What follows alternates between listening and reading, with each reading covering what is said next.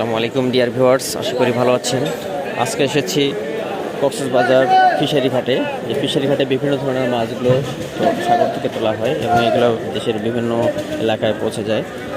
আজকে আপনাদেরকে দেখাবো এখানে কি কি ধরনের মাছগুলো ওঠে। প্রথমে আপনাদেরকে দেখাবো ইলিশ মাছ। এই ইলিশ মাছগুলো হচ্ছে সমুদ্র থেকে তোলা হয়। তোলার পরে এই মাছগুলো একটু লবণাক্ত টাইপের হয়ে থাকে। এই ইলিশ মাছগুলো আপনারা দেখতে পাচ্ছেন।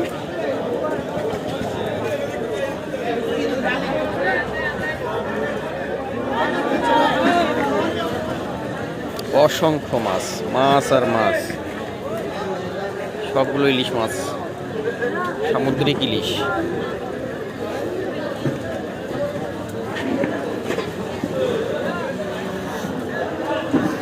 আচ্ছা বাজে বাজে